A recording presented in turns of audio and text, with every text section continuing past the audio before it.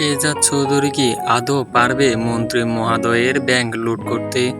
কিন্তু ইতিমধ্যে দেখা গিয়েছে শেহজাদ চৌধুরী অনেক ধরনের চাল চালতেছে যেভাবে হোক মন্ত্রী মহোদয়ের ব্যাংক লুট করবে।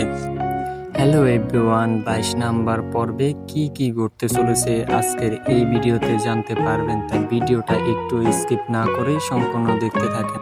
আর এদিকে মন্ত্রী মহোদয় চাল চালতেছে যেভাবে হোক শেহজাদ চৌধুরীকে ধ্বংস করে দেবে, আর এদিকে শেহজাদ চৌধুরী ভাবতেছে কিভাবে মন্ত্রী মহোদয়কে ধ্বংস করে দেওয়া যায়। তাই শেহজাদ চৌধুরী এখন লোকালভাবে সেজে সেই ব্যাংকে প্রবেশ করে, আর ওখানে গিয়ে তাদের সম্পূর্ণ তথ্য, ব্যাংকের টাকা কই রাখে না রাখে সম্পূর্ণ তথ্য আস্তে ধীরে জানতে পারা। জানার পরে শেহজাদ চৌধুরী আস্তে ধীরে ওই ব্যাংকের সম্পূর্ণ ডিটেলস জেনে ফেলে, আর এরপরে শেহজাদ চৌধুরী আবার সেই ব্যাংকে প্রবেশ করে।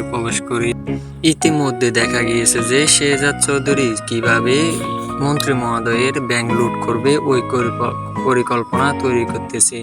কিন্তু এর ভিতরে দেখা গিয়েছে শেহজাদ চৌধুরী একজন সাধারণ মানুষ সেজে মন্ত্রী মহোদয়ের ব্যাংকে প্রবেশ করেন, আর ওখানে প্রবেশ করে তাদের যে টাকাগুলো কোথায় রাখে, কি করে না করে সম্পূর্ণ ডিটেলস শেহজাদ চৌধুরী জেনে যায়। আর জেনে যাওয়ার পরে আস্তে ধীরে পরিকল্পনা করতেছে যে যেইভাবে হোক মন্ত্রী মহোদয়ের ব্যাংক সে লুট করবে, আর লুট করার পরে মন্ত্রী মহোদয় যাদের টাকা মেরে খেয়েছে তাদের টাকা তাদেরকে আবার ফেরত দিয়ে দেবে। আর এর কিছুক্ষণ পরেই শেহজাদ চৌধুরী ও মন্ত্রী মহোদয়ের ব্যাংক লুট করে ফেলে, আর লুট করে সম্পূর্ণ টাকা ওই লোকজনদেরকে ফেরত দিয়ে দেয় এবং মন্ত্রী মহোদয়কে পথের ভিখারি বানিয়ে দেয়।